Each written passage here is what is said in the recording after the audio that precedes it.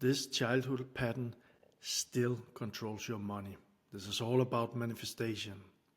You're not struggling with money because you don't know what to do. You're struggling because something inside you doesn't feel safe having it. So you can want more money, work for it, even earn it, and still lose it, still block it, still feel stressed around it.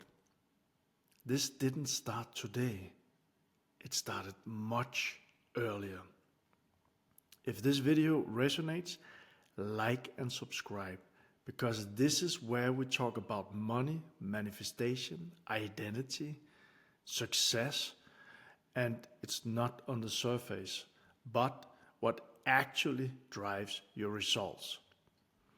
So first step, when we speak about money, the first step is always awareness. And awareness meaning waking up and become aware that your results are not what you want them to be.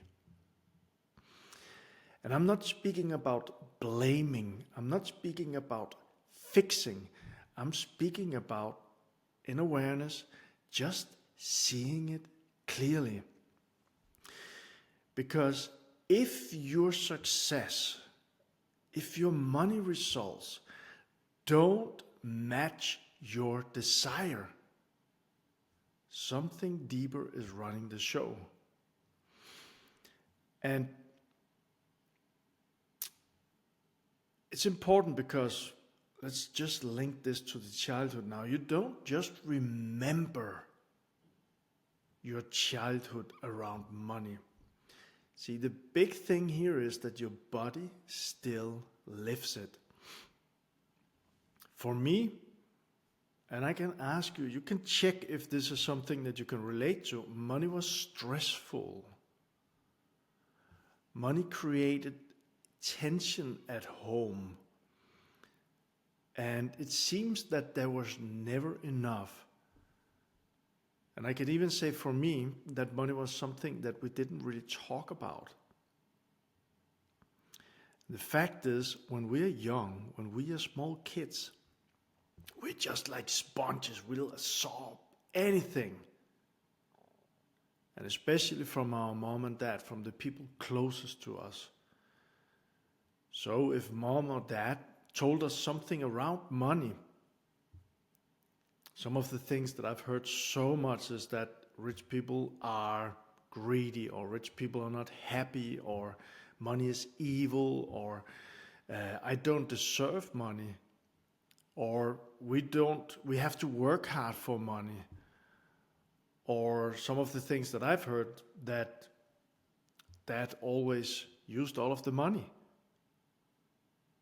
Things like that, when we get that in a young age, it's kind of like it's just going in there being programmed. And if we have an emotional experience with that, it's locked in. It's in there, it's in the system, and it's running our program from deep inside. So let me share again here. For me, money didn't feel safe. I always had this feeling of pressure around money. I always had this feeling around instability around money. And it was like there was something in me that never really relaxed around money. And later in life, I ended up with a $1.5 million debt. I thought that this was about strategy. I thought this was about working harder, doing more, fixing anything on the outside or everything on the outside. But for sure it wasn't. So I shared just before some of the things from my childhood. And what I came to learn after years of diving into personal development, diving into business strategies, investing more than $250K in my own journey around all of this, what I came to realize when we speak about business and money was that my relationship to money, my identity around money, that was the thing. It was not about doing more. It was not about fixing the outside. It was my relationship to money, my identity around money, and what my system believed was normal. So what I used to say here, because I realized this some years ago, is that I was told in a young age that rich people are not happy. So see if you can be with me on this conflicting inner thing going on for most people, and for me for so many years, unconsciously. So on the one hand, I was told rich people are not happy. Rich people are not happy. There's two things here. For me, I wanted to become rich. The conflict, rich people are not happy. And I also wanted to be happy. So whenever I did what I thought was the right thing to create money, that inner conflict went on. See, I became good at creating money. At an age around 30, I had a net worth of, I have to calculate it in dollars, around 5 million, 6-7 millions maybe, and in my properties. So I was actually rich. Now here was the conflict. Rich people are not happy. I was told that. It was in my inner program. So what could I do? Because my number one thing in life was to become or be happy. So the program told me I couldn't be both, which meant that my program, my inner being, was not safe in this space. And it led me to lose all of that and ended up in a $1.5 million debt. And I know this sounds a bit crazy, but this is from my story and my learnings, right? Why would anyone who had 5, 6, 7, 8 millions end up in a $1.5 million debt? Nobody wants, I think, to be in a $1.5 million debt. But, as I said, it's what about your system feels good with.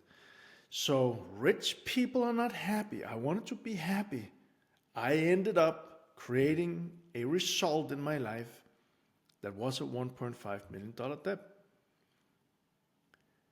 Because of that belief of rich people are not happy, even though that was hurting even more, but the program inside said, to be happy, I cannot be rich, right? So I created that. I know there were some circumstances. I know that the financial crisis was the big thing around this, but I also know that there was people who actually came through it and made much more money during the financial crisis. So my belief today, and I'm just inviting you to think about this for yourself, is again, I had the inner conflict. Rich people are not happy, and I wanted to be happy. So I chose happy. I could not be rich. I ended up broke. I ended up in pain. I ended up in frustration. So I had to twist those things around in my inside. And the thing here is I ended up, so in less than 4 years, I built a company, I did the things, I used a couple of simple strategies, and I built a cleaning company with 60 people in it and paid off the debt, all of these things. And no, it didn't just arrive. I had to take action. My core insights that I want to share with you in this video is that money is not logical. Money is emotional memory, and sometimes connected many times to a belief and a thought. And the thing is that your nervous system stores this. And especially if there were emotional moments as a kid around money, it will be stored in the body. And most of us, if we don't, the first word I said, become aware, the fact is that this unconscious thing in our system will just keep running the program. And it's also important for us to realize, this is what science knows today, that our body reacts before the mind.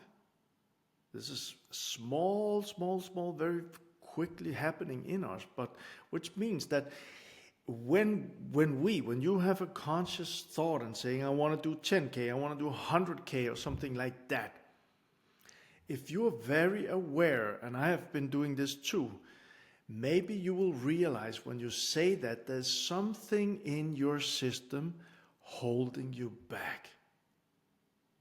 Maybe nervousness, maybe fear, maybe anxiety. And the fact is, that thing tries to protect you from actually achieving your goal. I know this sounds not logical, but this is because it's stored in the body. So if the whole body is like, don't get that goal for some reason, mine was rich people are not happy. Guess what? Even though your mind wants to achieve that goal, maybe you know what I'm speaking about here. Maybe you put your goal on a paper and you say to yourself, tomorrow I'm going to post, I'm going to do a video, I'm going to bam. Then tomorrow arrives and the day after, you didn't do the things. You didn't do the things because there's something in your system that controls your results, that controls your thoughts, your emotions, your actions, and the results will be that you end up the same place as you were, or maybe like me, even worse.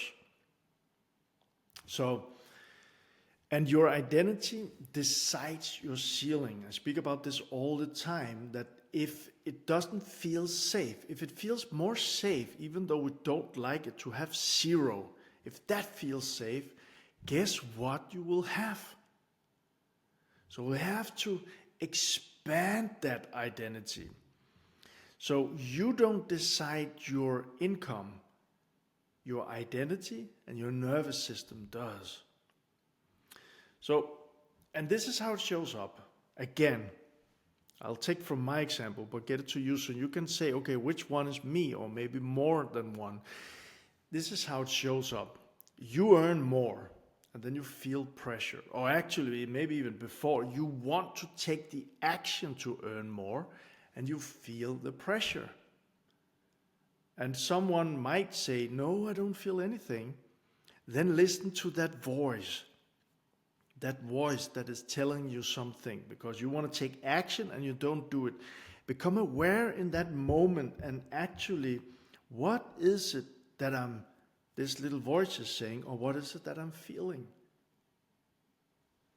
And let's say you get money in and you feel the pressure. Let's say you raise your prices and you feel unsafe. And guess what? I remember when I had my cleaning company, I raised the prices sometimes. And I remember, I was aware, so I knew what was going on, but I remember I felt the nervousness around it. But I also knew that by taking the action, by doing it, by thinking it through, by letting the customers know why, everything happened as it was supposed to be. But think about this. If you're very nervous about your prices, raising those to get more money in, and maybe even to help at a deeper level, if you're nervous around that, do you believe me if I say that the person on the other end, the person that you're having that sales call or sales meeting with, that they actually feel that unsafety? I know they are. So maybe you can see the difference between being unsafe or a person who's very confident. And another thing, another idea here is that maybe you know this one, there's an opportunity for you, but you hesitate. There is an opportunity to you to get in a client, to grow your business, to get in a new customer, to make a business deal, but you hesitate.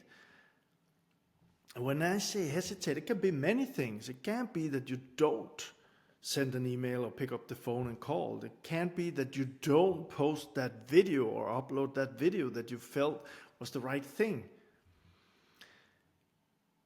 It can't be that you're on a call with someone and there's an opportunity and you are like, nah, it's not the right thing right now.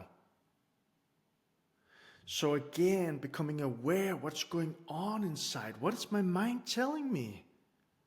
What is my system, my emotions telling me?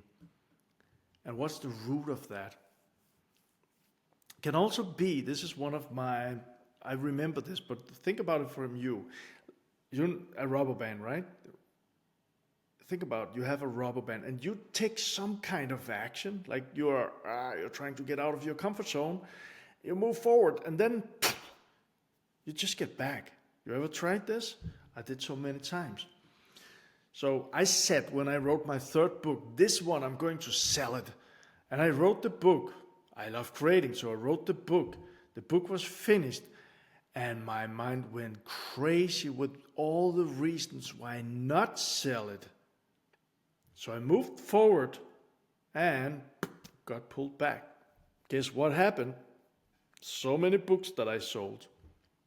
Not because people didn't like it, because nobody read it, so I don't even know if they liked it. Right?